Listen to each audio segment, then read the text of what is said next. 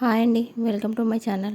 ఈరోజు 1వ తారీఖు 4వ నెల 2025 ఎలా ఉందనేది చూద్దాము. అదేవిధంగా రేపు ఉదయం 2వ తారీఖు ఎలా ఉంది పూజ అనేది, ఉదయం పూజ అనేది కూడా వీడియోలో చూద్దామండి. మీరు కనుక నా ఛానల్ని ఫస్ట్ టైం చూస్తున్నట్టయితే ఛానల్ని సబ్స్క్రైబ్ చేసుకోండి. వీడియో నచ్చితే మాత్రం లైక్ చేయడం మర్చిపోకండి. ఉత్తరాయణం, వసంత ఋతువు, చైత్రమాసం, తృతీయ, ఈరోజు మంగళవారం అండి. భరణి నక్షత్రం కాబట్టి ఈ నక్షత్రానికి అగ్ని అధిపతి అండి. అగ్నితత్వం కలిగిన నక్షత్రం ఇది. చాలా శక్తివంతమైన నక్షత్రము కాబట్టి ఈరోజు మనము దుర్గామాతని కానీ హనుమాన్ని కానీ పూజించడం వల్ల మనసుకు ప్రశాంతతగా ఉంటుంది, ఏకాగ్రత పెరుగుతుంది. మనలో ఏదైనా కళాత్మక శక్తి ఉన్నదనుకోండి అది కూడా పెరుగుతుందండి. కాబట్టి ఈరోజు అమ్మవారిని మనము మంత్రబలంలో జపించాలండి. దుర్గామాతని ఈరోజు మంత్రబలం ఓం ధూమ్ దుర్గాయ నమః, ఓం ధూమ్ దుర్గాయ నమః, ఓం ధూమ్ దుర్గాయ నమః అనే మంత్రాన్ని కుదిరితే 108 సార్లు జపించుకోండి. మన జీవితంలో సుఖము, దుఃఖము, కష్టాలు అనేవి అనుభవిస్తూనే ఉంటాము. మన శరీరము, ఆత్మ బాధపడుతుందా, మన శరీరం బాధపడుతుందా అనేది కూడా చెప్తారంట అండి. మనము ఎక్కువగా ఎవరిని ప్రేమిస్తే అదే ఎక్కువగా బాధ పెడుతుంది, అదే బాధగా మారిపోతుంది.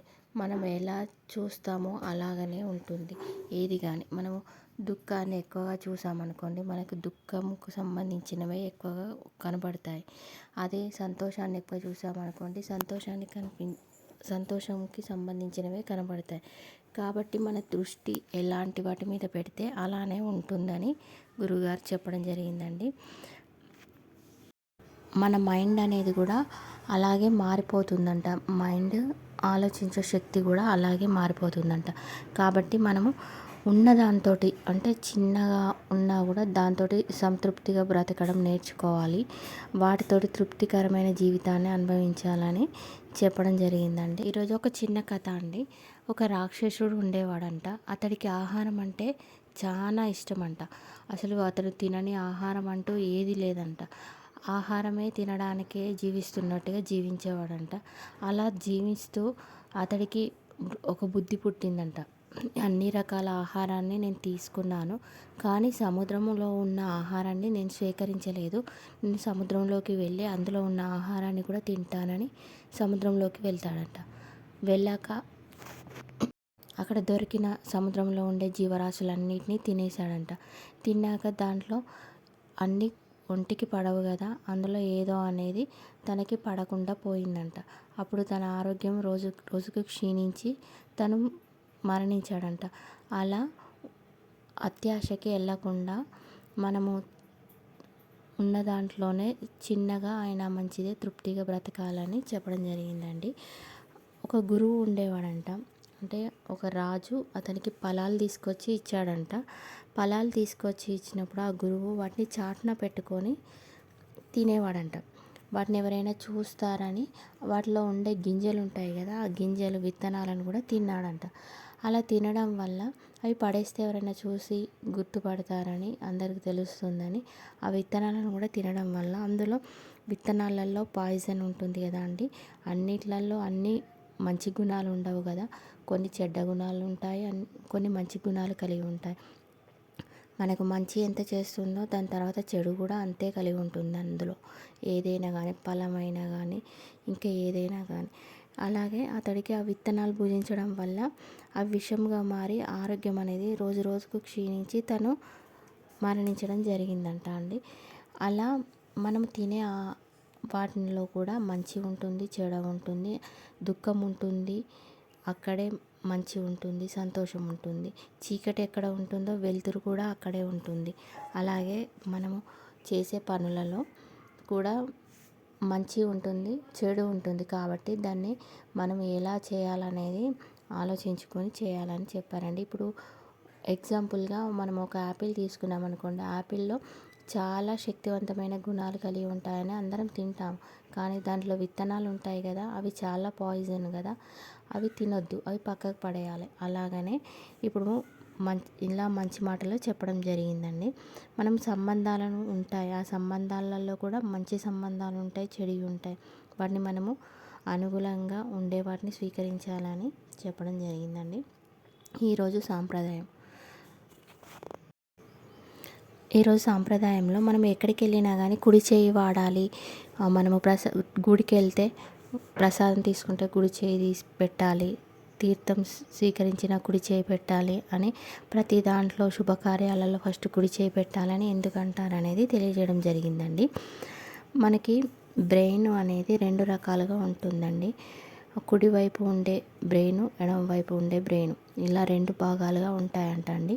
కుడివైపు ఉండే బ్రెయిన్ సంగీతము, మంచి కళా సాహిత్యాలను, మంచి అద్భుతాలను ఆలోచిస్తుందంట.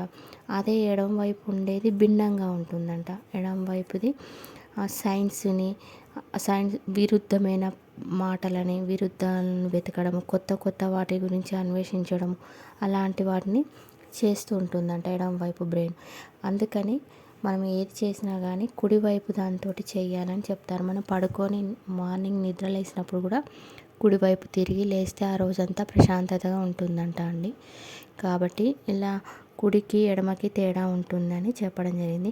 మనం కమ్మలు కానీ ధరించినప్పుడు ఆ కమ్మలని కుడివైపు ఫస్ట్ పెట్టుకోవాలంట అండి. అదేవిధంగా గాజులు ధరించినప్పుడు కుడి చేతికి ముందు తొడగాలి. మనము వస్తువులు ధరించినప్పుడు ఫస్ట్ కుడి చేయి పెట్టాలి అని మనకి వెనకండలి సాంప్రదాయంలాగా వస్తుంది కదా అండి.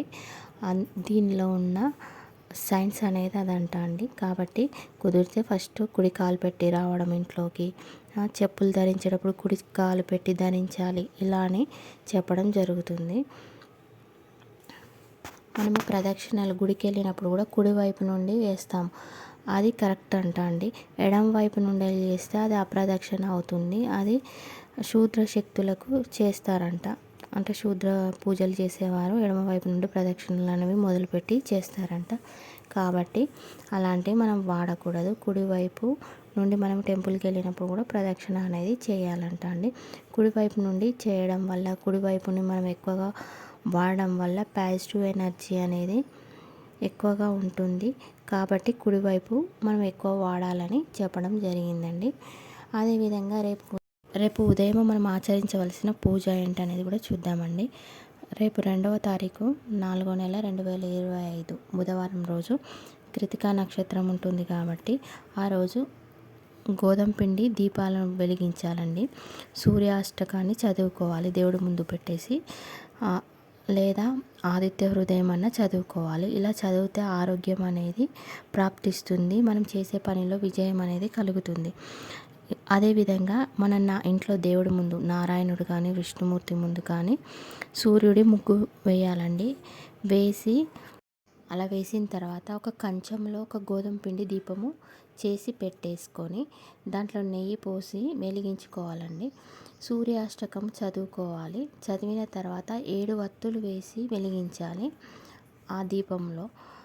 తర్వాత ఎర్రటి పుష్పాలు సమర్పించి అదే సూర్యుడిగా భావించి ఇలా చేస్తే పూజ ఆచరించడం వల్ల మనకి శత్రుజయము, ఆరోగ్య ప్రాప్తి అనేది వస్తుంది.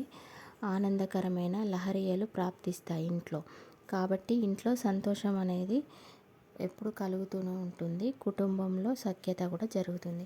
రేపు ఉదయం ఈ పూజ ఆచరించుకోండి కుదిరితే అందరూ. అదేవిధంగా సాయంత్రము ఆచరించవలసిన యోగక్షేమము. ఈరోజు మనం కుదిరితే ఆంజనేయ స్వామి టెంపుల్కి వెళ్ళి తమలపాకుల మాల సమర్పించి అర్చన చేయించుకుంటే అంతా శుభప్రదంగా ఉంటుందండి.